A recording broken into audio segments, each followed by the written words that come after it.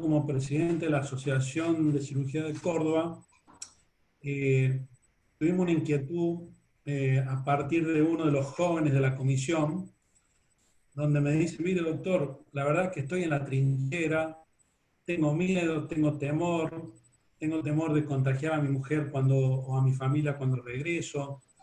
¿Por qué no tratamos de contactar a cirujanos de diferentes países como para que nos comenten su experiencia, a ver si algo nos puede ayudar? A mí me pareció realmente muy interesante y empezamos a acudir, por supuesto, a cirujanos de mucha experiencia, amigos, y creo que en nombre mío, en nombre de la comisión y de todos los cirujanos de Córdoba y del país, se lo agradecemos. Vamos a hacer una temática que primero va a hablar el doctor Sergio Pedro Olivares, que es actual cirujano en dos instituciones en España. Uno es el Hospital Universitario San Genaro de Madrid, y después es el Hospital Infanta Cristina de Parla, también de Madrid, donde él nos va a comentar la experiencia vivida en su institución y en España. Yo diría, Sergio, 25 o 30 minutos, y después lo vamos a escuchar a otro amigo de los cirujanos cordobeses y argentinos, que es el doctor Fabián Reche. Él es profesor asociado de cirugía de la Universidad de Grenoble y también es coordinador del programa de cirugía robótica, bariátrica y metabólica del Hospital Universitario de Grenoble. Así que son dos personas autorizadas, de mucha confianza, y vamos a escucharlo a ver si realmente nos pueden ayudar en toda esta problemática. Les comento que realmente ha despertado mucho interés, tal es así que en este momento hay 100 personas o profesionales conectados para escucharlo. Así que Sergio, tienes la palabra y estamos abiertos a todo tu relato. Bueno, muchísimas gracias por la invitación. Agradezco a la asociación y a todos vosotros la oportunidad de relatarles un poco esta rápida y mini experiencia que de momento llevamos en un momento que es delicado y con muchas interrogantes y con muchos, no solo inquietudes, como decías, por la gente sobre qué va a pasar y con uno mismo y sobre la situación, digamos, médica. No solo con eso, sino con el sistema de salud y con el sistema, digamos, sobre la atención de los pacientes y la misma cirugía que, como veréis, ha pasado a un plano secundario. La presentación había puesto algunas cosas, voy a tratar de ir un poco más rápido, aunque sea le queden luego las diapositivas para que las puedan ver si quieren, digamos, allí creo que graban todas las teleconferencias, así que pues así la pueden ver detenidamente si quieren algunos datos. Voy a pasar a compartir la presentación.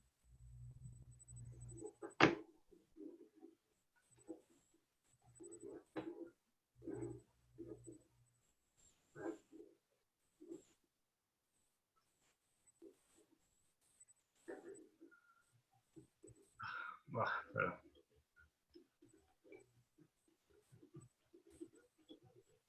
Perdón que estaba al revés. Hacer rápido, que no sea tanto. Ya va. Bueno, para no salir de ella. Bueno, paso a comentarles una primera parte de lo que he llamado a decir COVID-19 para cirujanos.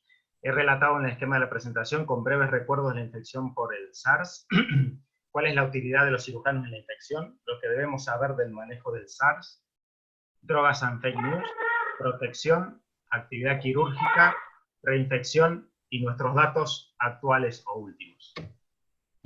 Tengo algunas diapositivas del una presentación que creo que ha sido ampliamente conocida del doctor Miró, con el cual tuve oportunidad de trabajar en un proyecto durante 6 años. Él lideraba el proyecto de estudio de trasplante hepático en pacientes coinfectados con virus HIV, y el cual me merece la mayor confianza de sus datos, así que he utilizado algunas fotos de su presentación. Lo primero, recordarles para nosotros, no entrar en grandes datos, pero es el nivel de transmisión que tiene esta infección. Es de 3 veces el poder de la gripe. No es como algunas veces que muchas cosas que circulan ahora en la red, donde dicen que es igual que una gripe. Es igual que una gripe desde el punto de vista virológico, pero no desde el punto de vista de la transmisión. En segundo lugar, hoy la diseminación es ampliamente. En el mundo la conectividad que existe y la interconexión entre los distintos lugares del mundo es muy amplia, con lo cual la diseminación es muy fácil. Esto es simplemente sabiendo que hay cuatro grandes familias de coronavirus, hay especies que afectan solamente a los animales y algunos al humano. Este virus pertenece al genoma, a la familia de los beta coronavirus, y se han descrito solamente 7 beta-coronavirus en el humano. Este es el último. Esto es un poco la patogénesis. Recordarles simplemente que parece ser que el receptor de la enzima, de la angiotensina convertidora, que se encuentra distribuida ampliamente en el pulmón y en el corazón y en el riñón, parece ser la llave para el acceso del virus hacia las células y luego replicarse, y por eso es que, aunque es una teoría que no está demostrada, esta sería la causa por la cual los niños no presentan o presentan una infección muy débil, porque estos receptores estarían inmaduros o no se habrían desarrollado completamente. Esto lo he hablado con los pediatras, aunque es solamente una teoría que falta confirmar. Estos son los síntomas principales. Recordar que las dos cosas más importantes o de mayor porcentaje de presentación en los pacientes: tos no productiva y fiebre alta. Estos son los casos que vienen generalmente a la consulta, porque, como veremos posteriormente, hay muchísimas cosas que no se conocen y probablemente muchos casos que no se detectan. La severidad de la infección, como bien hay mucha gente que ya lo conoce, el 80% es una infección, digamos, leve, por así decirlo, banal, pero el problema está en esto: 14% de enfermedades severas y el 5% de críticos. ¿Por qué? Porque aunque ven que hay muchos que se recuperan, y muy poca, y no es la mortalidad alta como en general se dice, pero es bastante mayor de lo que algunas cosas en la red se dicen, y sobre todo, he leído algunas cosas del virólogo, que probablemente Fabián pueda explicarlos, porque yo tengo mis reticencias, porque en general creo que la mortalidad es bastante más amplia, o parece ser que los estudios dicen que la mortalidad sea bastante más amplia que lo de la gripe, sobre todo en relación a cómo se presenta. El problema, como ven ustedes, sigue siendo este 14% de pacientes críticos y el 5%,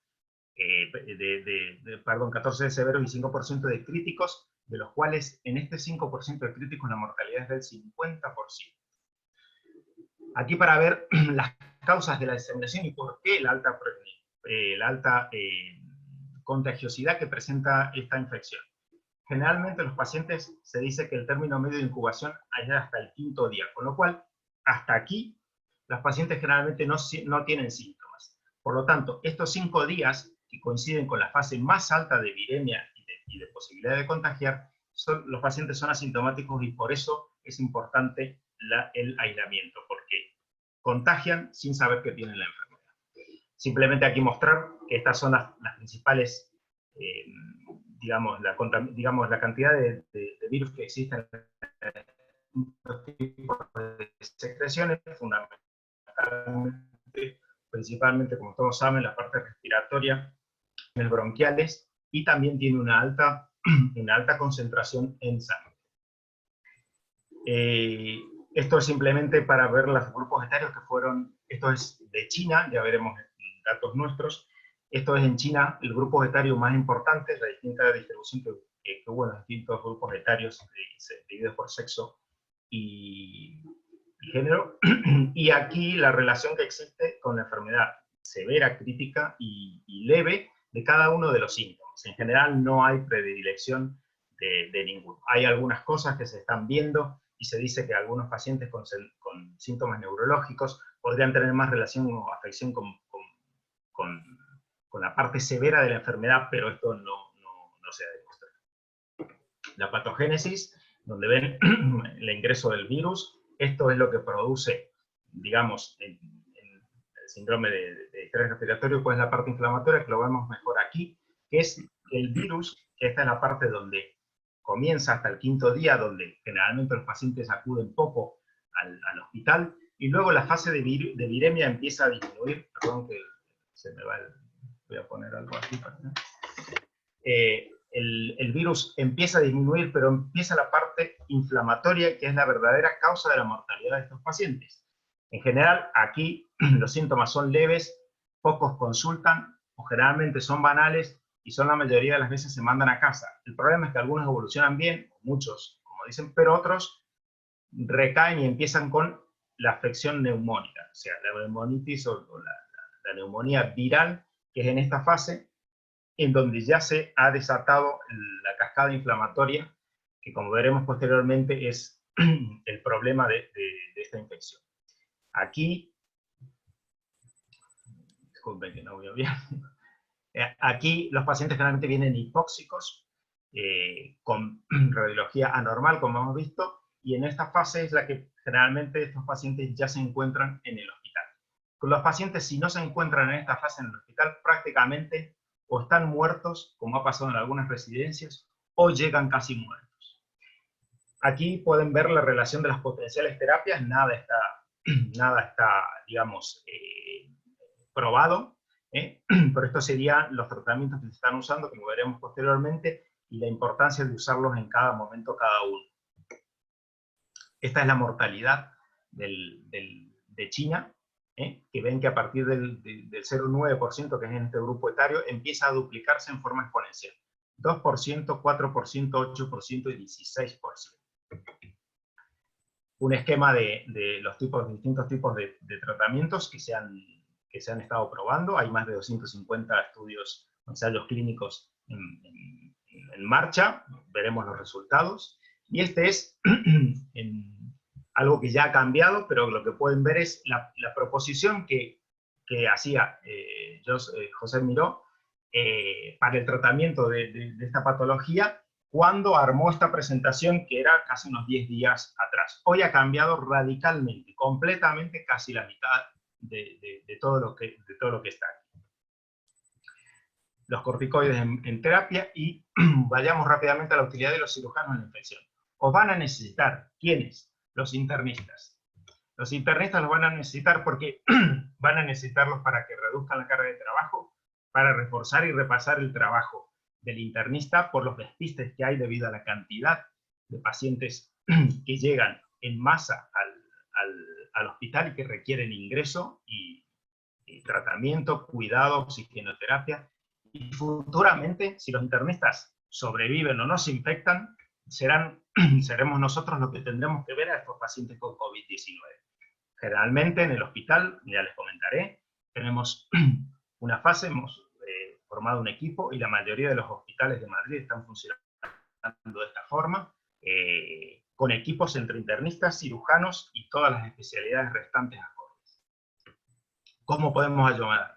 Comunicarse con enfermería, los signos vitales, la oxigenoterapia, hacer las historias de ingreso de los pacientes. Esto es, en mi opinión, hay que tratarlos de manejar, nosotros que no entendemos de esto, manejarlos como si fuera un trauma, adosarnos al protocolo, hacer lo que podemos hacer, que es estos resúmenes. Todo está puesto en algunas guías que las podrán sacar, como ahora les comentaré, y el apoyo fundamental para que no olvidarse nada entre varios médicos, no olvidar nada de todo lo que hay que mirar diariamente de estos pacientes. Hacer la valoración evolutiva de los pacientes estables, recopilar la información analítica, valorar el alta clínica, algunos previamente seleccionados, y comentar al internista a los pacientes con los criterios de alarma, que si pudiéramos o tenemos tiempo de hablar, son 3 o 4 cosas, o sea, que es adosarse a un protocolo. oxigenoterapia analítica y radiografía cada 48 horas. Entonces, no es que vamos a ser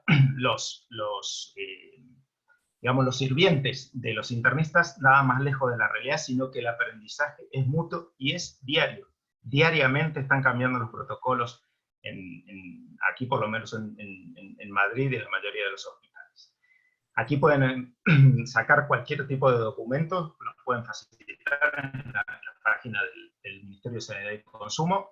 Están todos, desde el punto de vista de la atención, de la llegada, de los protocolos de tratamiento de pacientes en urgencias, ingreso en UCI, los tipos de tratamiento que hay, cómo utilizar los fármacos, todo lo podrán saber y todo podrán sacarlo de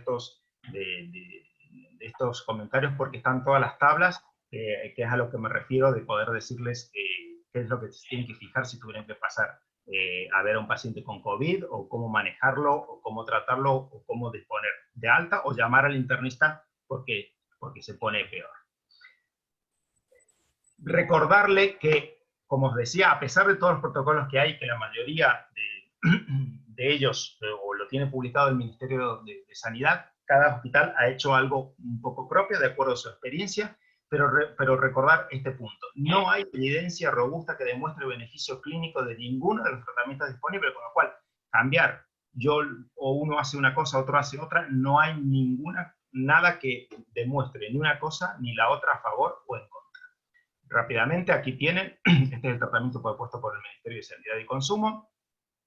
Para no demorar, recordar que a pesar, como decíamos, de todo esto, y si recuerdan la diapositiva del tratamiento propuesto por Miró, acaba de salir en el New England Journal del 18 de marzo, no tengo las curvas, pero más o menos hacen esto.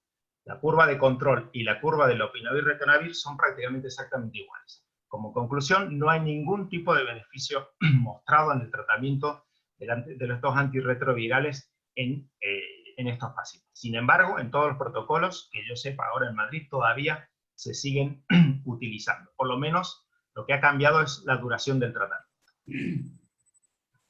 ¿Cuál es el paciente tipo que se van a encontrar? Tos, mialgia febrícula con y sin diarrea, es otro de los síntomas muy importantes, y algunos pacientes en un 10% pueden consultar por epigastralgia o diarrea en la urgencia. Neumonía bilateral e insuficiencia respiratoria. Los que están bien prácticamente no consultarán, no vendrán o lo pasarán en su casa. El tratamiento que le va a subir, hay que utilizar fundamentalmente un antibiótico, que se utiliza la ceftriaxona porque es una sola dosis diaria, o el ceftodireno, que es un comprimido. La importancia de que hay que poner este tipo de tratamiento es tratar de evitar el contagio de las enfermeras, de los contactos, y tratar de mantener la menor cantidad posible de necesidad de entrar en la habitación de estos pacientes. Con lo cual, si no pueden tomar los ceftriaxona una sola dosis, o ceftodireno se le dejan las pastillas y las toma. La citromicina, que es uno de los pocos junto a la hidroxicloroquina que ha demostrado tener, parece ser, cierto efecto sobre estos pacientes. Inhaladores para cuando tienen problemas respiratorios, tratamiento antirretroviral, si se los coloca o no, sin sueros. Los pacientes que se sobrehidratan hacen distrés respiratorio, así que salvo que tengan alguna necesidad o alguna importancia por problemas renales o por algún otro tipo de cosas, no hay que darles hidroterapia a estos pacientes. Y con o sin corticoides en forma de puff o bolos. Estas son algunas de las radiografías que pueden ver. Pacientes así, 48 horas, 72 o 96 o 5 días a lo sumo, se ponen de esta forma, con unas insuficiencias respiratorias importantísimas. Aquí, perdón porque es uno de nuestro hospital, la secuencia es al revés del reloj. Pueden ver en este próximo que ingresó en la UCI, la secuencia en 6 días llegó a necesidad de intubación de intubación y ventilación mecánica asistida.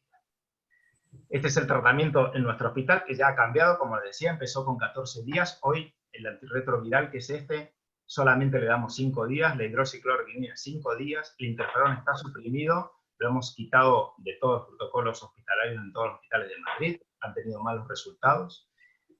Esto que queda para los pacientes que están intubados en asistencia ventilatoria como un ensayo clínico, y el anticuerpo anti-interleuquina 6, que se empezó dando 3 dosis a los pacientes, luego 2 y ahora 1. Y les digo por qué. Porque se acaba y hay que tratar de distribuirlo entre la mayoría de los pacientes que lo necesitan. ¿Y por qué un electro? Porque es otra de las cosas que van a poder ayudar. Perdón un segundo. Un poco de agua. ¿Y qué es lo que debe saber un cirujano del electro? Solamente que los dos elementos que inciden en el tratamiento, sobre todo en las fases principales de la viremia, porque la cortan, son la citromicina y la hidroxicloroquinina, y los dos alteran el QT. O sea que lo que hay que saber no es el electro, sino que cuál es el valor normal del QT y pedirle un electrocardiograma a todos los pacientes. Y fijarse que si el QT está alargado, avisarle al internista. Nada más. Esto para las interacciones de la droga es muy fácil. Pueden entrar en HIV Interacciones o Liverpool Interacciones. Tienen todo, colocan la droga, que generalmente es el antirretroviral, la medicación, y les va a salir automáticamente si pueden o no utilizarlo. Y hay una app también que se puede utilizar fácil para ponerla en el móvil.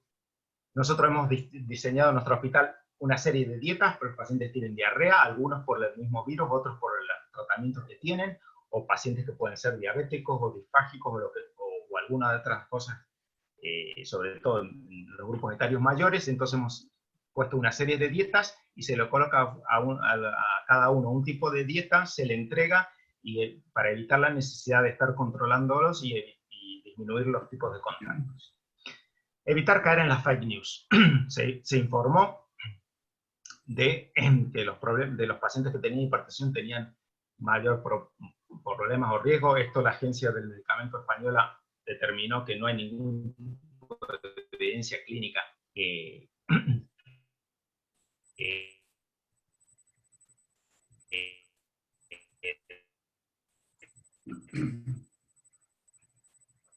determine que pueda demostrar esto, no hay ningún tipo, Fabián. El tema del ibuprofeno. Yo leí el artículo en francés y lo que entendí es que, creo que se ha dicho mal, que lo que se estaba estudiando era que los pacientes que no tenían ningún tipo de riesgo y jóvenes, parece ser que la única relación que habían encontrado con los que habían tenido enfermedad crítica o severa y necesidad de ventilación mecánica asistida era que habían tomado ibuprofeno como antitérmico. Aquí la Agencia Española del Medicamento dijo que no había ninguna relación, pero si ustedes pueden leer, dice que no hay ningún tipo de relación, que los pacientes que están en tratamiento crónico con ibuprofeno no deben interrumpirlo, pero que las guías siguen recomendando el paracetamol. ¿Por qué? Porque si leemos todo el artículo, con lo cual no sabemos lo que va a pasar con esto, dice que esto se está estudiando, pero que los resultados los vamos a tener el 20 de mayo, con lo cual decir ahora que no hay evidencia para que el ibuprofeno digamos, pueda provocar algún tipo de alteración es correcto, pero tampoco hay evidencia de que es incorrecto. La protección, algo esencial que debemos tener en cuenta. Aquí les dejo un pantallazo, simplemente para que lo vean. Es la forma de colocar bata, protección respiratoria, protección ocular y guantes. Todo tenemos que ver. La contagiosidad va por el contacto, más que por la parte respiratoria. Aunque en China estudiaron las salas de los pacientes que estaban infectados y encontraron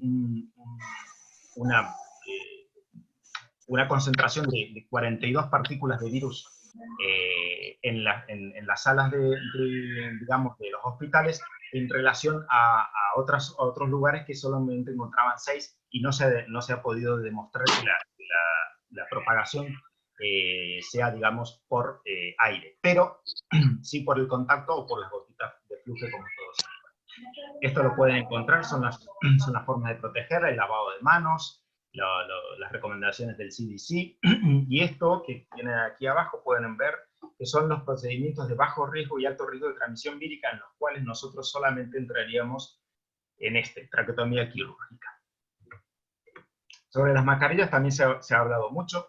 ¿Cuál es el problema que hemos tenido? Y lo habrán escuchado, es que las mascarillas a veces se agotan. Y por eso quise poner esto. El cálculo de los hospitales públicos, y solo de los hospitales públicos de la Comunidad de Madrid, fue de utilización de 225.000 mascarillas por día. Y tenemos que tener en cuenta que estos pacientes insumen entre 2 y 3 semanas de ingreso en el hospital de media. Las mascarillas quirúrgicas no deben poner a las personas, se deben poner, perdón, a las personas que presentan síntomas respiratorios, mientras que las mascarillas filtrantes son las de protección personal. Tienen por objeto proteger a la persona. La finalidad de la mascarilla quirúrgica es evitar la transmisión del agente infeccioso por parte de la persona que la lleva, y el papel de la mascarilla filtrante de protección personal es proteger al usuario frente a la inhalación de contaminantes ambientales. Por eso, a pesar de que algunos dicen, como veremos ahora, que en esta se decía que no había ninguna recomendación para dar vuelta a la mascarilla, si nosotros vamos a la forma de cómo se digamos, diseñan las mascarillas en el proceso de industrialización, la mascarilla deberíamos dar la vuelta si vamos a entrar en contacto nosotros con otro paciente que tenga COVID. Y no solo eso, primero hay que ponerse una mascarilla de protección personal, una FFP2 o 3, y protegerse con una mascarilla invertida, una mascarilla quirúrgica invertida, que es la que vamos a desechar cada vez que vemos a un tipo de estos pacientes. El segundo tema es cuánto se pueden, digamos, reutilizar estas mascarillas. Hay dos características, que es el uso mantenido o extendido, que se define como el uso de la misma mascarilla para atender a distintos pacientes cuando esto se intenta con el mismo patógeno respiratorio. Esta sería la causa de utilizar una mascarilla de FFP2 o FFP3. Y la reutilización limitada, que se refiere al uso de la misma mascarilla para atender distintos pacientes, pero es el sanitario el que se la quite, se la vuelve a poner entre paciente y paciente. Este es el caso de las mascarillas quirúrgicas que utilizamos en el hospital en este momento, en donde vamos hacia un lado y el otro, la podemos quitar y la usamos más que todo sobre protección personal. Yo personalmente creo que lo que evita es que uno se toque inconscientemente la mano, tanto contenga o no guantes, y pueda contagiarse desde ese momento. ¿Cuál es la eficacia? Están empaquetados, otras chicas que nos hacen muy bueno y están esterilizados también. Excelente, rápido. No escucho. La eficacia de la mascarilla, aquí pueden leer, el deterioro no está en relación con el filtro, sino fundamentalmente con la cantidad de uso y con la forma de sellar digamos, la parte de la cara o de lo que protege. Perdón.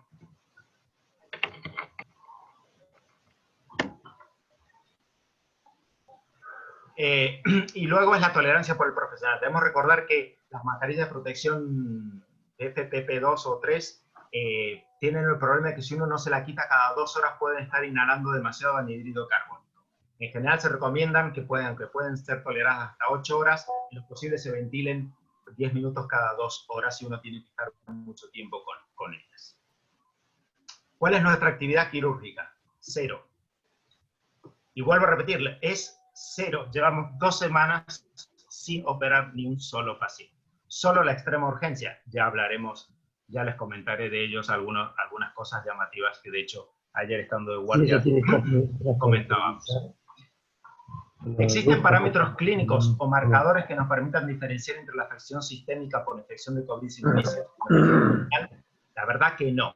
Lo único que debemos ver es que ambas activan el sistema de respuesta inflamatoria sistémica, y que las diferencias pueden estar más allá del cuadro clínico, que uno será fundamentalmente respiratorio y el otro sobre todo abdominal, en que en la analítica la única diferencia está en la procalcitonía, que no se eleva en estos pacientes, y la PCR sí. Además de una alteración sobre todo del dímero D y la LDH. Durante el esquema del protocolo de actuación en el área quirúrgica, dentro de la parte quirúrgica se considerará que se recomienda usar un solo quirófano y todo su material respirador exclusivo para pacientes COVID-19, y que se destinará a este uso durante todo el periodo que dure la epidemia.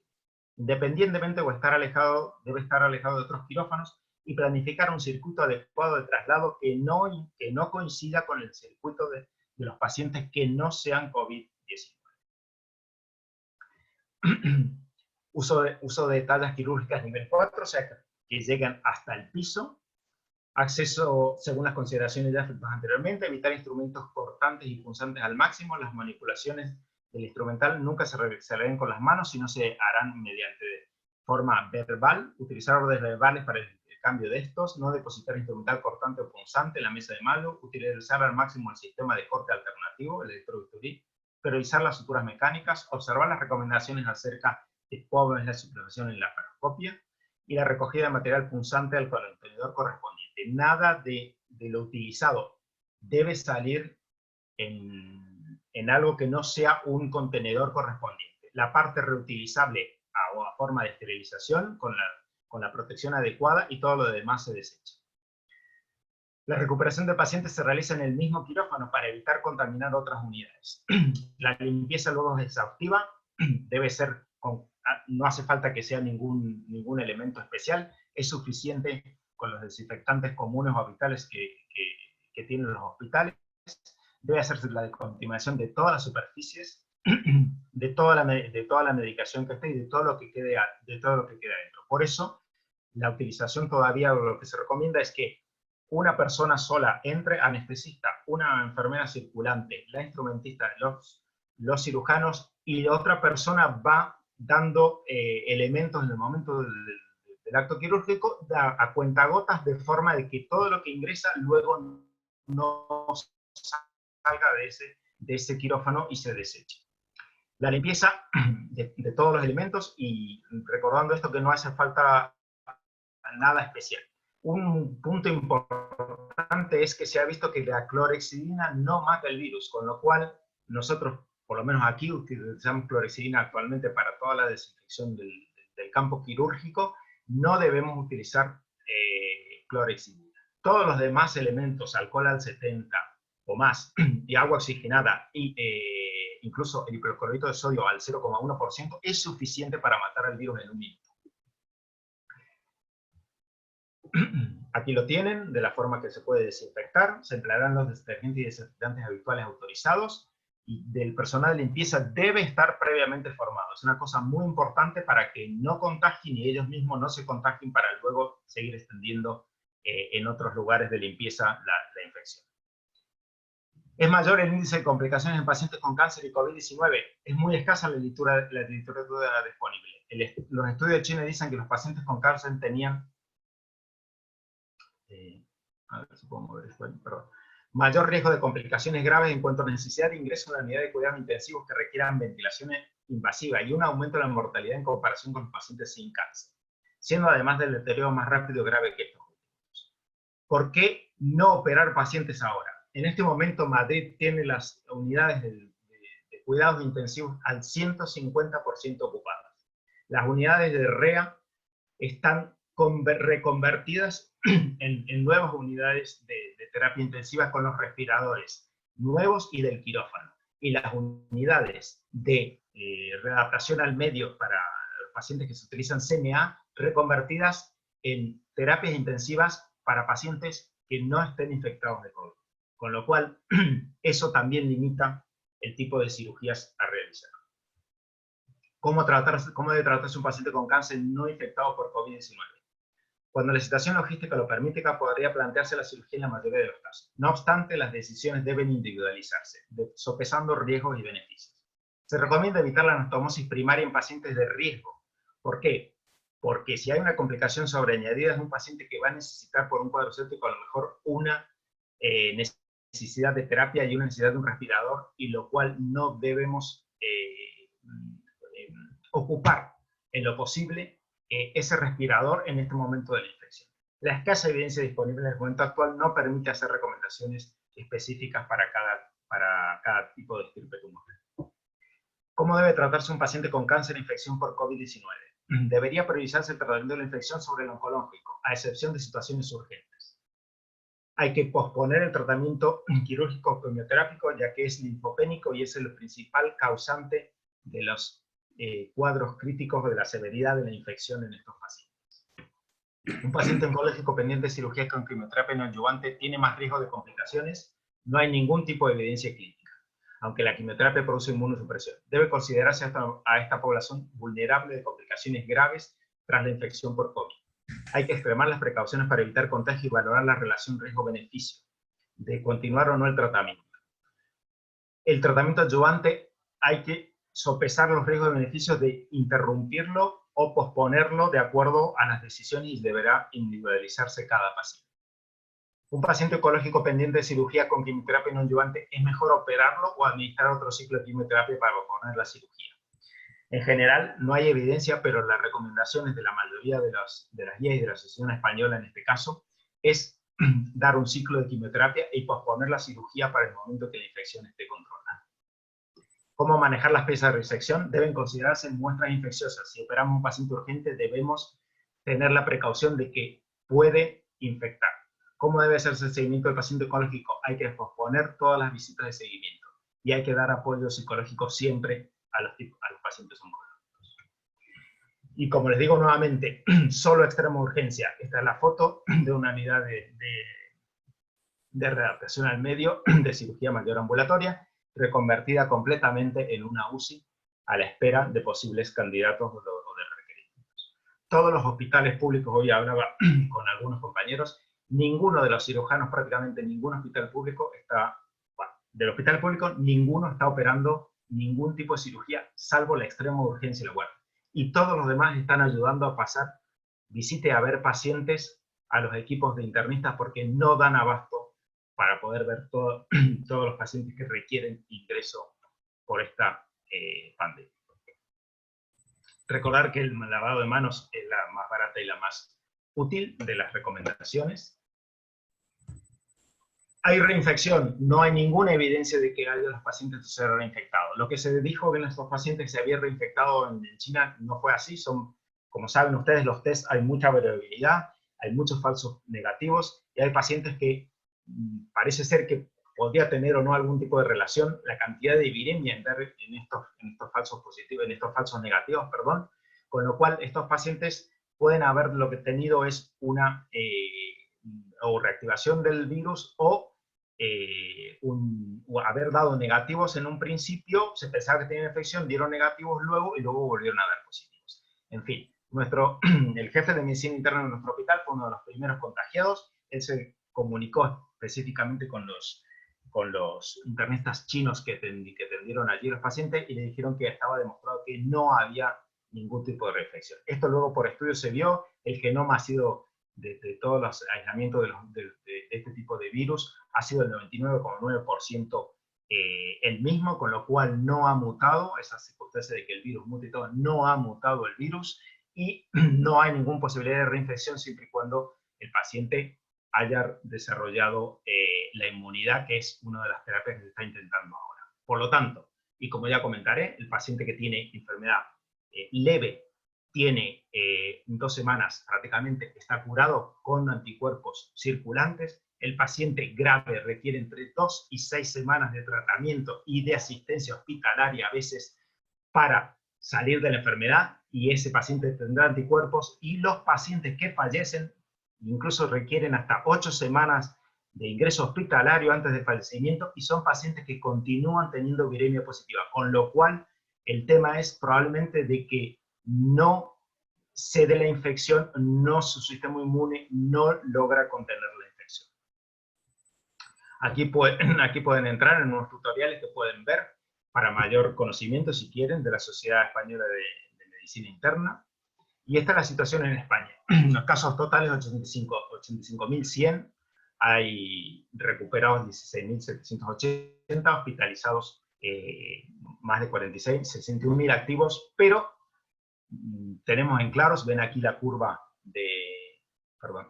ven aquí la curva de cómo ha ido la mortalidad, y la mortalidad es porque los pacientes siguen estando en los hospitales y hay una saturación del sistema sanitario. Estos pacientes, por eso cuando la gente habla de que no hay que cerrar las fronteras y todo, entendemos la situación económica, pero el problema no es de la letalidad del virus, como bien se ha dicho, el problema es de la saturación del sistema sanitario. Y los candidatos a UCI hace 2 semanas atrás, que tenían 70, 75 años, hoy han dejado de ser candidatos porque no hay respiradores para todos. Los respiradores están totalmente ocupados por pacientes y deben priorizarse los pacientes que tengan más posibilidad de vivir y no son aquellos de grupos etarios mayores de 70 años.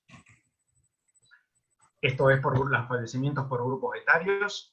Aquí, rápidamente, para ver los casos, ven aquí que en este momento Hoy había 5.231 pacientes ingresados, o sea, bajo ventilación mecánica asistida. En la Comunidad de Madrid, no solo los hospitales públicos están abarrotados de sus UCI excedidas a más allá de eso y reconvertidas las unidades de reanimación, sino que sé a ciencia cierta, por el otro hospital donde trabajo, ya no es San Chinarro, aunque, bueno, da igual, no lo creo, aunque sigo manteniendo, por suerte, mucho trato con ellos. Estoy en otro hospital y el otro hospital está abarrotado de pacientes COVID y tampoco está operando nada. Y la mayoría de otras personas que conozco en hospitales privados también están abarrotados de COVID y no están operando nada. Privados que se dedican solamente a traumatología. Están sus UCIs llenas de pacientes con COVID y los traumatólogos sin operar pacientes traumatológicos. Aquí con esto quiero mostrar las decisiones de lo que decían, de por qué cerrar y por qué no cerrar. Y ahora, como veremos, la situación, y creo que Francia tiene una situación distinta, un poco, en relación a dos cosas. Probablemente los canales de infección son distintos y la forma de la sociedad también es distinta, lo cual atribuye. Italia y España van por un mismo camino. Alemania ha tenido un brote que se lo atribuyen a un grupo etario joven que fue a esquiar, y Francia, que ven que se comporta distinto. Y Estados Unidos, que es simplemente para mostrar que no cerró sus fronteras. Vean ustedes la progresión que sigue teniendo, a pesar digamos, lo que denota es que a pesar de querer mantener esto, lo único que lleva es a una saturación del sistema de salud. Esta es la evolución diaria de los pacientes nuestros con su infección. No voy a demorarme mucho en ello, por en honor al tiempo y a poder darle, digamos, el testigo a que nos comente Fabián qué es lo que hace. ¿Cuáles son los mensajes que debéis llevaros? Alta infectividad, tiene una mortalidad del 50% de los pacientes en la UCI, intentar disminuir la carga viral. Esto es lo que hacen los tratamientos tomados en los primeros momentos. Hablaba con un amigo mío que está en Inglaterra con Consulter, y él nos decía que esto se parece a los pacientes de la gripe y Tamiflu, pero el tratamiento hay que dárselo en los primeros 4 días. No es tan letal como la prensa lo muestra, pero no es banal, y el único tratamiento conocido hoy es disminuir el contagio. Por lo tanto, son las alertas que da la Organización Mundial de la Salud. Recordar que puede haber que hasta el 90%, hoy no lo sabemos, de los casos de coronavirus no se detecten. Los pacientes pueden seguir infectando aún curados hasta después de los 15 días. Es otra cosa que también se está estudiando, aunque sí se sabe que se mantiene por lo menos 7 días más después de haber curado los síntomas o de haber salido de síntomas, y por eso testear a todo el mundo es muy importante, porque no hay forma de aislar, y es la forma de contener aislamiento en forma sectorial y no tan diseminada como se está haciendo en algunos países, si eso se hubiera hecho bien desde el principio. Y el aislamiento. Y la Argentina cierra las fronteras, quizás es este mensaje que dio el actual presidente, que el crecimiento sea exponencial y que de un día para otro sea un crecimiento que se pueda controlar, es el único tratamiento. No incidir en la parte política, pero quizás lo único bueno que haya hecho en este momento. Muchas gracias. Bueno, Sergio, muchas gracias. Muy completa tu exposición, muy útil. Yo diría que le demos la palabra a Fabián, y después tenemos un espacio para que, si ustedes son tan gentiles de contestar algunas preguntas que le podamos hacer, que me parece que son muchas, pero bueno, priorizaremos algunas y bueno, se las haremos. Así que, Fabián, quisiéramos escuchar hoy los pasos a seguir en Francia. Bueno, no sé si me están escuchando bien. En todo caso, bueno, es un gusto estar con ustedes. Y bueno, ¿quién diría un grupo de 30 cirujanos hablando de virus y de factores recombinantes y todo eso? Jamás en nuestras peores pesadillas no hubiéramos imaginado eso, pero bueno, es la dura realidad. Yo no voy a agregar mucho. Sergio hizo una presentación muy completa. Lo que puedo decir yo, lo que puedo aportar, cómo Francia se organizó ante ante esta epidemia. Nosotros tuvimos la suerte de, esa suerte para nosotros, mala suerte para Italia, que Italia comenzó mucho antes. Entonces, aprendimos un poco de los italianos y empezamos tímidamente con esta cuestión del confinamiento, primero con las escuelas. El gobierno francés paró todas las clases y se dio cuenta que al final de todo eran los chicos, los niños, que transmitían el virus de un lado para otro. Entonces la primera medida fue esa, la primera medida fue cerrar las escuelas y las universidades. No obstante, cuando la epidemia fue avanzando, se decretó, esto fue hace 15 días más o menos, el Plan Blanco, que se llama. El Plan Blanco a nivel nacional, es decir, que todas las actividades programadas se reportan sin fecha y se deja, digamos, la plaza para recibir la mayor cantidad de pacientes que van a ir llegando. Aquí en Francia hay dos zonas que son epidémicas, que es la zona del Gran Este, la zona de la Alsacia, Estrasburgo, Nancy, Mulhouse, y la zona de Ile-France, que la zona de París. Son zonas que son epidémicas, y hay otras zonas que no están muy comprometidas, como el caso de la nuestra, Rhône-Alpes, de la costa azul y del oeste de Francia. Entonces, lo primero que se hizo fue anular toda la cirugía. Fue el impacto que tuvimos nosotros, porque de la noche a la mañana tuvimos que anular un mes de cirugía. Un mes de cirugía en nuestro hospital de cirugías programadas son 150 cirugías más o menos.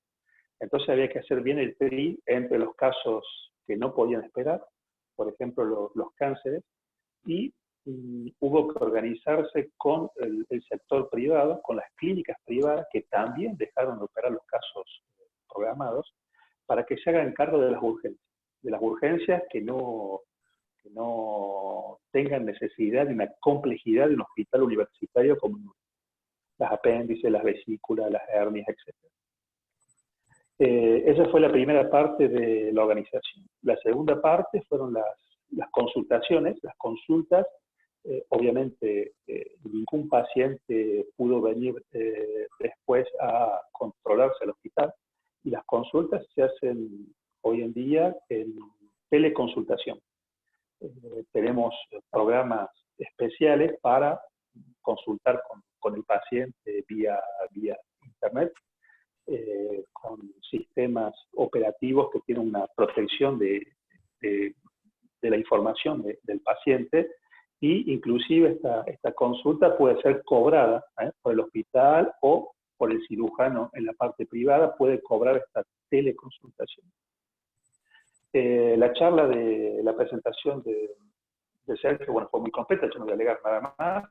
Lo que me parece interesante recalcar, y que es ya una recomendación de la mayoría de las sociedades científicas que se han puesto de acuerdo y dieron recomendaciones, es algo muy importante, sobre todo para los jóvenes cirujanos que hoy hacen guardia. Obviamente las apendicitis hay que seguir operándolas, en algún lado hay que operarlas, las apendicitis, las peritonitis, las hernias estranguladas, las vesículas, las colecistitis, todo eso hay que seguir operando, no hay que parar de operar, eso son las urgencias que hay que operar. Y un mensaje que me gustaría pasar a los más jóvenes es que puede impactar, ¿no?, su práctica, es que se sabe hoy, y Sergio lo dijo, que el virus está vehiculizado con el neumoperitoneo de la serioscopia. Entonces hay que tener mucho cuidado cuando abrimos los trócares para sacar el humo del electrobisturí. Todo eso hoy está prohibido. Hay que desinflar el paciente con los trócares cerrados, o sea, hay que aspirar el neumoperitoneo más bien que abrir los trócares para vaciar. Eso es un mensaje muy, muy importante. Nosotros lo tenemos en cuenta. Como digo, son recomendaciones de la IFSO, de la SMBS, de la American College, de la FC. Todas las sociedades científicas fueron las primeras recomendaciones que dieron. Atención con el neumoperitoneo, porque la aerolización es eso que vehiculiza el virus. Entonces, aspirar con el aspirador el neumoperitoneo antes de abrir los trócares para vaciar. Eso hay que tener mucho cuidado. Inclusive hay que usar trócares con el balón, ¿ah? Para evitar las pérdidas. Hay que verificar bien las válvulas de los trócares para que no se pierdan, ¿ah? Durante la cirugía. Eso es realmente muy importante. Otra cosa que se está haciendo en Francia, como dije anteriormente, hay 2 regiones que son endémicas, es el transfer de pacientes de una región a otra, para descomprimir las terapias de esos hospitales. Y lo que se está haciendo ahora es transferir pacientes del este al oeste de Francia, que está más, digamos, con nivel epidémico está más salvado, ¿no?, de este virus, o hacia el sur. Eso se TGV o en avión, 20, 25 pacientes los sacan de una terapia y los transfieren a otras regiones. Eso es lo que se hace para descomprimir. Nosotros hemos recibido este fin de semana 15 pacientes que venían de la región Gran Este. ¿Por qué? Porque nuestra zona no está muy impactada por el virus. Nosotros tenemos en el hospital 90 camas de terapia y hoy había 25 ocupadas con pacientes COVID-19, pero no eran locales, eran la mayoría de los pacientes que recibimos de otras regiones. Eso es realmente, bueno, una coordinación que hay que hacer que es muy, muy importante. En nuestra actividad, nosotros cerramos una parte de nuestro servicio tiene 75 camas, y bueno, tenemos la suerte que no estamos en primera línea. El personal médico puro, infectólogos, neumonólogos, terapistas, son suficientes por el momento. Y lo que hacemos, nosotros estamos en segunda línea, no estamos en primera línea, pero lo que hemos hecho, y lo que han hecho la mayoría de los servicios de cirugía, es liberar lugares para recibir pacientes médicos, pacientes de patologías médicas, cardiológicas, neurológicas, pero siempre con un internista referente, porque si no, la mortalidad de un cirujano manejando un caso cardiológico va a ser mucho más alta que el COVID. Eso es lo que hemos hecho. Tenemos 25 camas para casos de pacientes no infectados, de patologías diversas, como dije, cardiológicas, reumatológicas, neurológicas, que están seguidos por médicos referentes. O sea que por el momento nosotros estamos expectantes, o sea, gracias a Dios no estamos en la situación de España ni de Italia, pero bueno, todo el sistema de salud está preparado por si esa situación llega. Muchas gracias, doctor. ¿Quieren hacer preguntas? Me están llegando las preguntas casualmente, por eso se las voy a transmitir y las escuchamos. Una de las preguntas es referente al porcentaje de contagio de profesionales de la salud y si hay un sistema de internación domiciliaria. Otra de las preguntas apunta a la limpieza y la ventilación del quirófano y si hay algún descarte particular del instrumental y los materiales usados en las cirugías. Okay. No sé. Bueno, yo contesto la del personal. En Francia hay 5 muertos médicos que estaban en primera línea. Cuando vemos estos 5 médicos, ¿qué tenían en común? Bueno, en común era la edad, tenían más de 65 años y generalmente tenían una patología asociada, hipertensión y diabetes. Todavía no hubo casos de personal médico infectado. Después hay enfermeras, estoy hablando de casos graves. Seguro hay enfermeras, hay internos, hay cirujanos, pero con casos muy leves. Esos casos leves, una vez que se diagnostican, bueno, el paciente médico se va a su casa y está 15 días en cuarentena. Pero como explicó bien Sergio, el 80% de los casos son benignos. La otra pregunta era sobre el quirófano, el material y si hay algún descarte particular del material que se usa en el quirófano. Sergio habló un poco de eso. Sí, bueno, de hecho el viernes cuando tuve que suspender fue eso, hubo una cirugía de urgencia y tuvimos que hacerlo. Como dije, las recomendaciones están expuestas, pero fundamentalmente es tener el anestesista se cambia, ingresa y no vuelve a salir. El paciente ingresa, una enfermera ingresa, una sola, y la otra, el instrumentista, y la otra enfermera se queda afuera del quirófano para ir aportando lo que sea necesario, pero lo mínimo indispensable, porque todo eso, lo descartable, se va a desechar. Luego, digamos, el material, digamos, reutilizable, o sea, el instrumental, por así decirlo, eso se pone todo en un contenedor, se cierra en un contenedor, se transporta cerrado y va a la decontaminación, digamos, que es suficiente, como dije, con hipoclorito de sodio al 0,1% durante 1 minuto.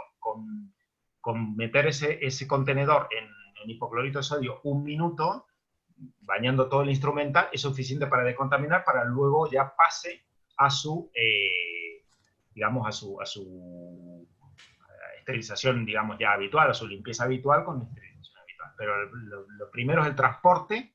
Una vez que sale, tiene que salir en un contenedor cerrado, y luego de ese contenedor cerrado a un lugar especial donde se va a decontaminar. Y luego ya pasa al proceso de limpieza y esterilización habitual. Con respecto a todo lo demás, es desechable. El quirófano debe limpiarse durante 1 hora, hay que dejarlo de lo posible entre 1 hora y 1 hora, y como dije, utilizar cualquier desinfectante. Los desinfectantes generalmente utilizan los hospitales en este momento son, digamos, los habituales es suficiente, pero lo que se recomienda es haber entrenado primero al personal que limpia, porque de eso se trata de recordarle todas las cosas que no, o todo lo que deben hacer, que es prácticamente todo el quirófano, de repasarlo y limpiarlo. No conozco otro tipo de... ¿Cómo le fue a los médicos, Doc, ahí en España? Nosotros tenemos un 15% de sanitarios contagiados. Muchos, como decía Fabián, fueron en la primera semana, cuando reclamábamos el cierre, de que cerraran la Comunidad de Madrid y todo, muchos cayeron porque, claro, era el momento donde los pacientes venían inicialmente a contagiar, no se sabía la expansión de la comunidad, y muchos de esos, que son de atención primaria y todo, muchos, digamos, se contagiaron. La mayoría, la verdad, que está bien. Pero en la UCI nuestra, por ejemplo, nosotros tenemos un médico de 48 años, sin antecedentes previos, que lleva intubado 10 días. Y con 0 antecedentes. Lo que es distinta es la mortalidad, pero que pacientes, digamos, de grupos etarios que pueden requerir asistencia y ventilación mecánica durante un tiempo prolongado, también existe. Por eso la situación de gripe, hoy veía que Bolsonaro va a tener que ir y cambiar su postura, segurísimo, porque se le va a echar el país encima. El problema es que cada día que tardas, esto no es como la infección de la gripe. A mi criterio, la infección de la gripe tiene un nivel de contagiosidad de 1.3 y esto tiene de 3. Y aparte, que es la forma en que explota y la cantidad. Ahí hablaban de que los principios que decían que el nivel de mortalidad era similar. El nivel de mortalidad de la gripe es del 10% de los pacientes ingresados, pero que la cantidad de ingresos de la gripe es muy bajo en comparación con los pacientes hospitalizados del COVID. Los pacientes hospitalizados del COVID son cercanos entre el 15 y el 20%, y de esos la mortalidad, digamos, de ellos, aunque sea similar a la gripe, es mucho más, porque duplica ya la de la gripe, porque la cantidad de ingresos de la gripe está por debajo del 2, del 1%, ¿no? Es muy bajo, y la mortalidad es alta, pero en los ingresados, pero no es muy alta para los pacientes ingresados.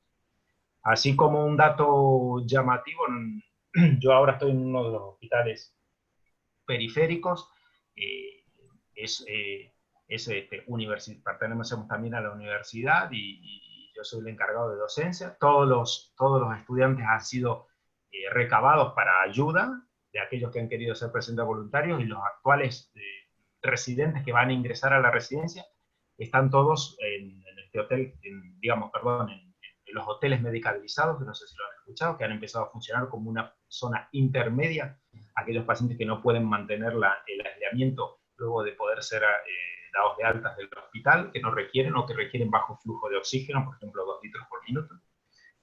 Y nosotros, de 270 camas, que tenemos 150 cerradas en forma, digamos, de necesidad para eventualidades, ya hemos abierto la mitad y, digamos, de 350 camas en el hospital teníamos 200 camas ocupadas por COVID y 32 pacientes en la UCI intubados.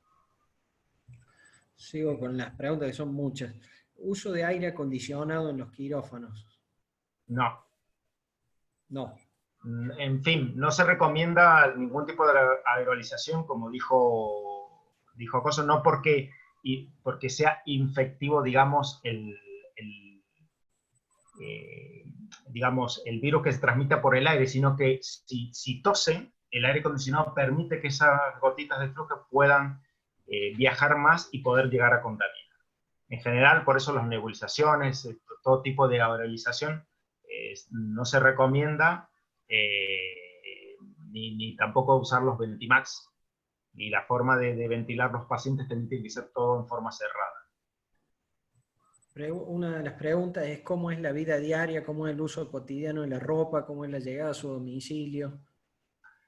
Yo llego al hospital, me cambio en la taquilla, o sea, ingreso al hospital, guantes, mascarilla, y para tratar de no tocar nada. Todas las puertas del hospital están abiertas. Eso es otra medida que hay que hacer. Todas las puertas tienen que estar abiertas, porque si no uno va tocando todos los picaportes y es un contagio permanente. En general hay que tratar de tener todas las puertas abiertas. Llego a la taquilla, me cambio, me pongo el pijama, aquí le decimos pijama de Lambo, ¿no? Que es habitual. Estoy así, salgo, me pongo esa ropa, vengo a casa, me baño, me saco la ropa, me baño y en lo posible la ropa la lavo. ¿El barbijo lo tiene todo el tiempo o solamente cuando atiende pacientes? El barbijo, hombre, si no estás en contacto con nadie, mantenemos toda la distancia de seguridad de más de 2 metros, no hace falta que lleves el barbijo. En el hospital lo usamos de protección nuestra, como te digo, más que por eso, que no te toques, digamos, inconscientemente la boca o lo que sea, tanto aunque tengas guantes o no tengas guantes, más allá del lavado de las manos y todo.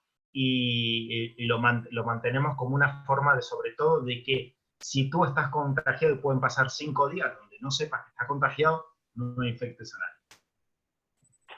Otra pregunta es ¿cuál es la sugerencia con los pacientes oncológicos en Francia, si en España, y cómo los categorizan para la urgencia en la progresión de la enfermedad? Porque está el doctor del Hospital Rofo. A ver, le habilito el micrófono, así usted hace la pregunta directamente. Deme un segundito.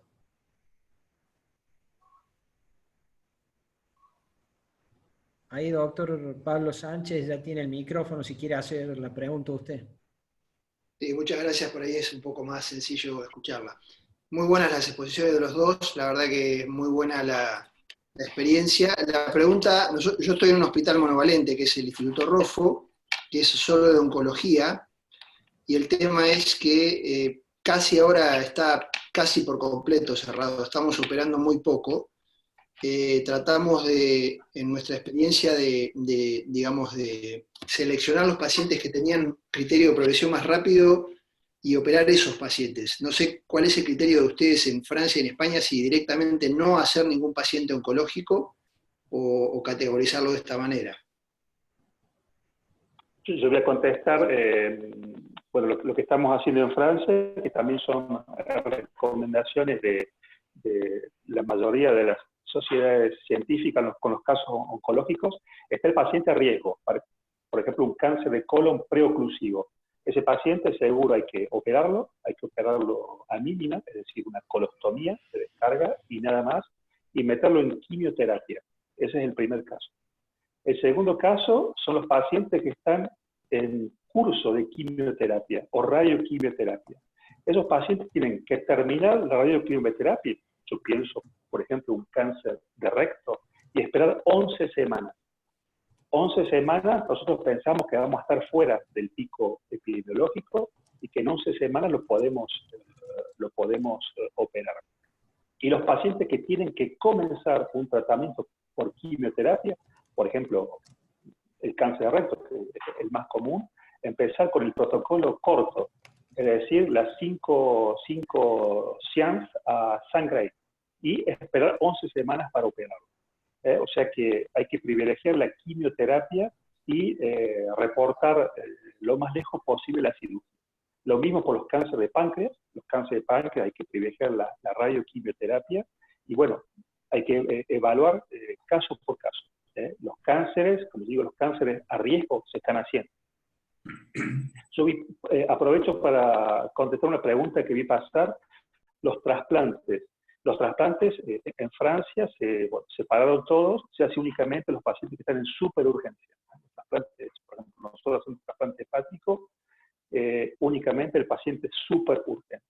¿Por qué? Porque el trasplante hepático se considera una cirugía programada y sabemos, hoy está demostrado que a un paciente trasplantado con inmunosupresores, en los primeros días de cirugía, eso es catastrófico, si le agarra una infección a COVID-19. Entonces estamos haciendo únicamente la superurgencia. Cuando digo superurgencia, en nuestro caso son las hepatitis fulminantes. Acá una pregunta, ¿recomiendan la cirugía laparoscopia en definitiva o para dejarlo bien claro porque surge como pregunta?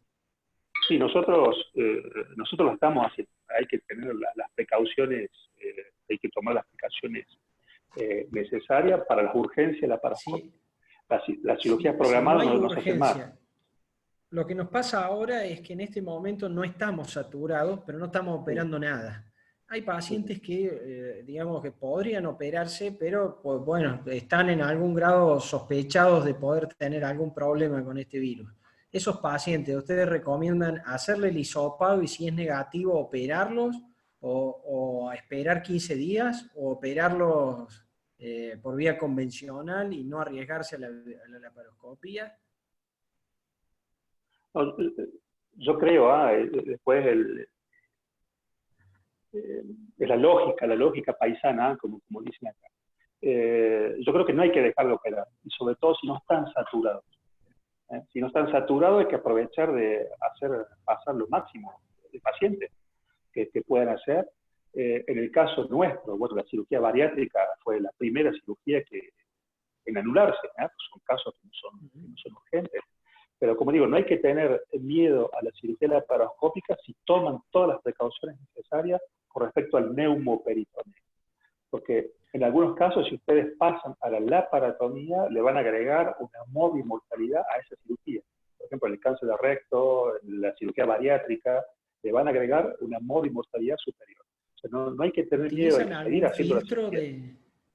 ¿Utilizan algún filtro especial o solamente esa recomendación de que no fallen los trócares, que no pierdan aire y usar la aspiración para quitar el neumo?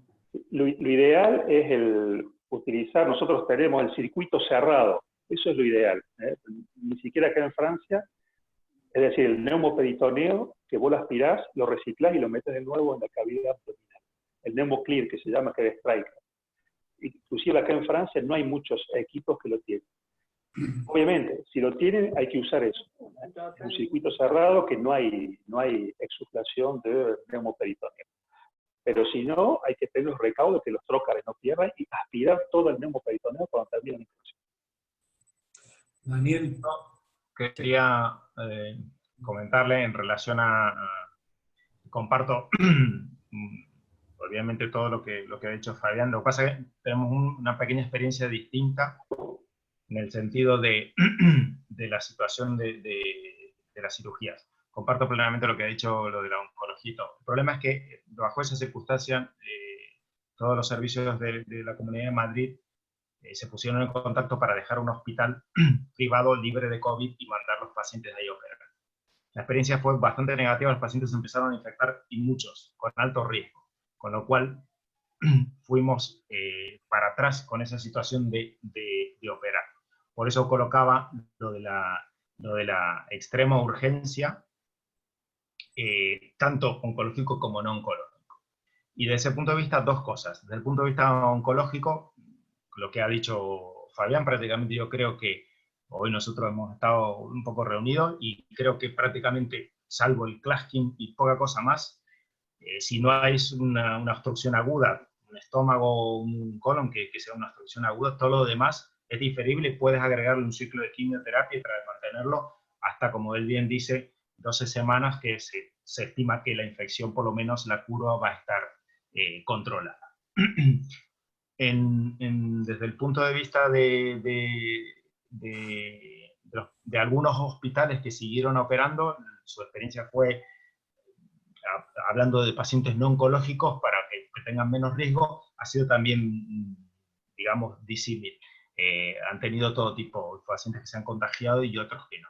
Entonces creo que la patología no urgente hoy es arriesgado ponerla en el quirófano, porque la cirugía sigue siendo un método de inmunosupresión, una agresión quirúrgica, activa el sistema digamos, inflamatorio, y que es parte de lo que condiciona digamos, la mortalidad. Por otro lado, los tests tienen muchos falsos negativos, con lo cual hacerle un test y decir que esté negativo, entonces lo puedes operar, puede ser, digamos, equívoco. Así que creo yo que, a pesar de eso, y entendiendo que la mayoría, y que hay gente que vive de eso, etcétera, etcétera, pero bueno, el riesgo es bastante alto de que coloques un paciente, nuestra experiencia es esa por lo menos, en el quirófano en este momento con la epidemia activa. Última pregunta. Sí, la última. ¿Qué protecciones usan para las intervenciones? ¿Usan el barbijo N95? ¿Usan el barbijo común? ¿Las antiparras?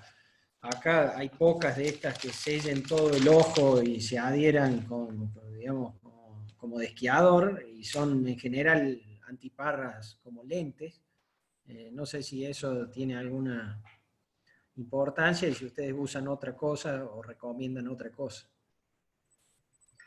Nosotros usamos en lo posible toda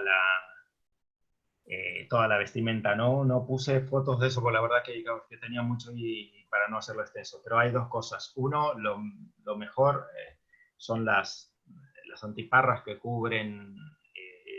Primero tienes que cubrirte la cabeza, tienes que cubrir la antiparra, tienes que usar doble protección de mascarilla, una FFP2 o 3, como te dije, y volcarte la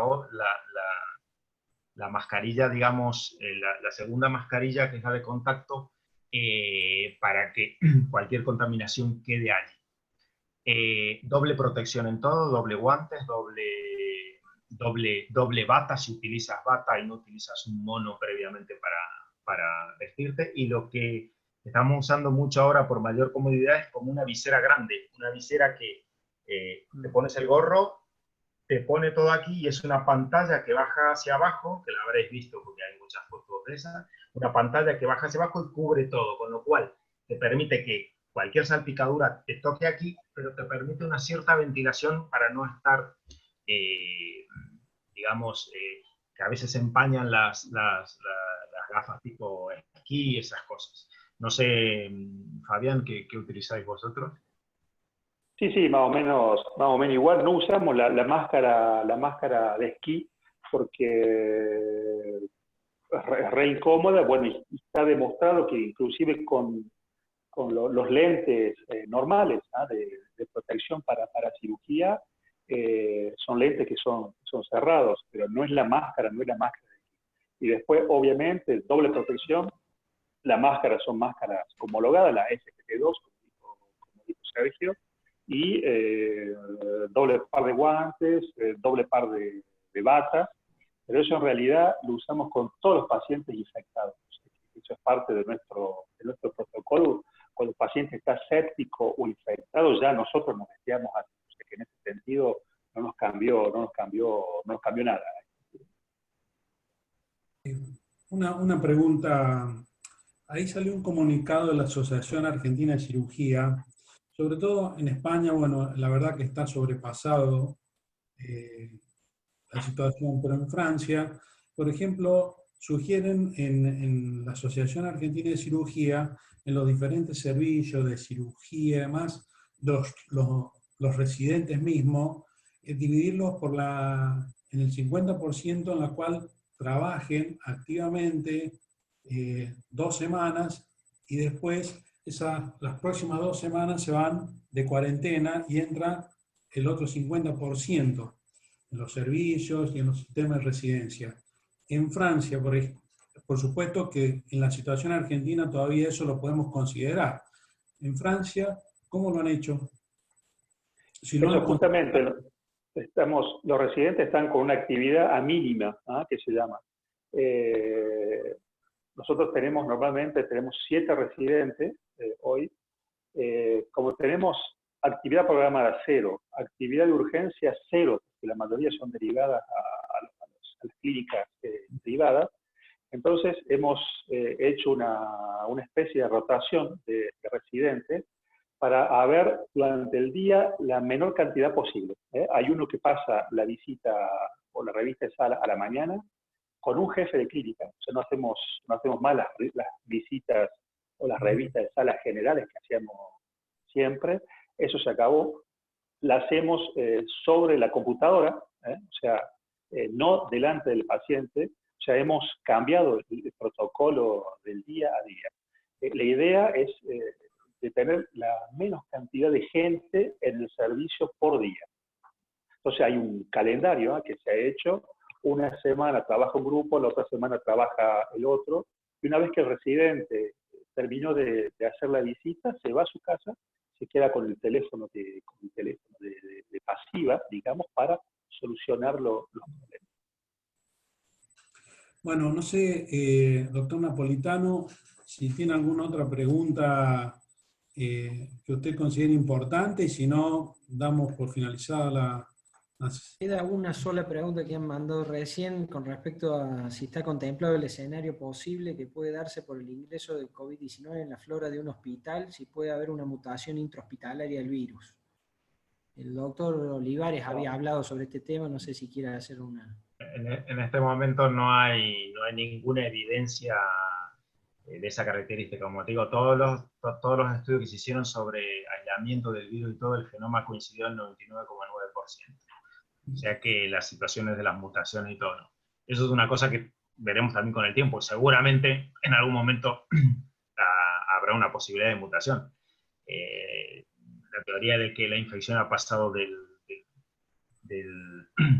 animal a través de un huésped intermediario, que también sería otro animal, todo, es a través de que haya justamente mutado para poder infectar en algún momento o llegar a producir una infección en el humano.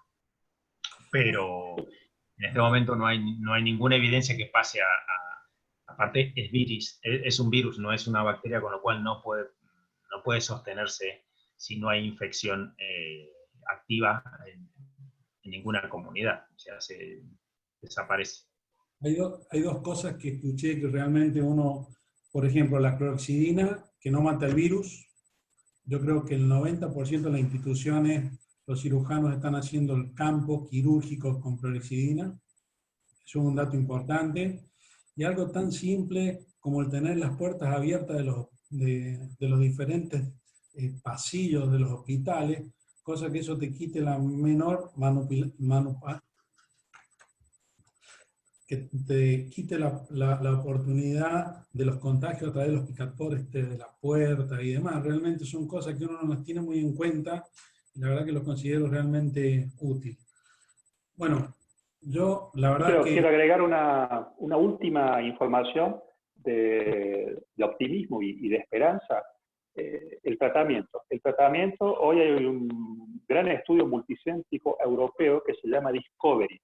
En este gran estudio hay 800 pacientes incluidos y se han usado las 4 drogas que Sergio habló, entre ellas la hidroxicloroquina, comparados a un grupo control, y los resultados van a estar dentro de 15 días más o menos. Es un estudio muy, muy grande a nivel europeo con 800 pacientes incluidos.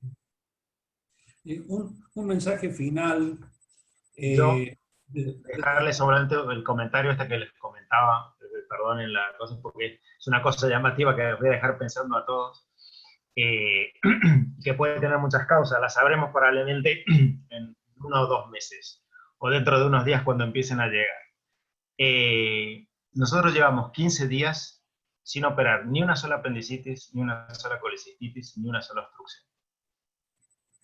No me pregunten por qué ni dónde están. O los pacientes no vienen por miedo, o los pacientes se han muerto en su casa por no venir, o los diagnósticos son solamente radiológicos. Pero es llamativo, porque unos días, pero ayer llevábamos 15 días y no hemos visto una apendicitis más en el hospital en 15 días. Solamente un comentario, porque llama poderosísimamente la atención. En otros lugares sé que han operado apendicitis, aunque evidentemente en menor medida, ¿no? Un mensaje a 16.000 kilómetros de distancia. Además de estar muy agradecido de haberlos escuchado y que se hayan quedado hasta esta hora de la noche para podernos sugerir y transmitirnos su experiencia. Vemos 2 escenarios desde acá diferentes. Creo que España, el escenario de Francia hoy es diferente al de España, y creo que es porque tomó medidas con tiempo de anticipación. ¿Por qué transmito esto? Porque nosotros nuestra Argentina hoy está encaminada en eso, y creo que nos puede servir a nosotros de gran esperanza continuar con esto, porque sin ninguna duda el sistema sanitario vamos a tratar de que no estalle como le ha ocurrido en Italia, en España, y nos permita cierta movilidad y cierta toma de conducta con un poco más de sentido común, no tan a la urgencia o a la emergencia como le ha pasado a Italia y a España. Así que yo les agradezco en nombre de todos los cirujanos argentinos. Miramos muy de cerca la evolución de Europa. Pedimos a Dios que realmente los siga ayudando y que puedan salir lo antes posible de esto. Y bueno, y que nosotros vamos a esperar para fines de abril o mayo, que aparentemente los epidemiólogos argentinos nos dicen que vamos a estar en el pico. Y bueno, nos estamos preparando para eso, para que el pico sea lo menos alto posible. Aprovecho la audiencia, hoy se saturó realmente, después de 100 profesionales no pudieron incorporarse más, pero actualmente están conectados entre 80 y 85 personas. El miércoles a las 19 horas nosotros hemos invitado al doctor Hugo Elmore, que es un cirujano destacado del Hospital Universitario de Milán, donde realmente vamos a tratar de transmitir y de utilizar su experiencia. Así que los invito a todos, inclusive a Fabián y a vos, si pueden. Gracias. Y bueno, muchas gracias, realmente muchas gracias, muy agradecido. Gracias, un abrazo para todos. Muchas gracias a todos ustedes y bueno, un placer haber compartido esta experiencia. Veremos el tiempo que nos dice. Un abrazo. Gracias, y aprovecho de saludar a todos los colegas argentinos, que me ha dado mucha alegría verlos también. Gracias Fabián, gracias Sergio, y bueno, estaremos en contacto. Bueno, gracias. Adiós. Un abrazo a todos. Un abrazo a todos. Adiós.